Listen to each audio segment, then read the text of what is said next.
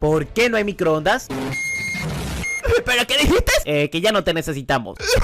¡Infiel! Bro, ¿qué es esta cosa? Bro, es una caja mágica. ¡Dios mío! Y hace sonidito cuando lo golpeas. Bro, esta cosa es del futuro. Ok, bro, ¿qué cosa quieres meter aquí? Oh, Dios mío, me hicieron una casita, bro. Muchas gracias. No, espera, pollo.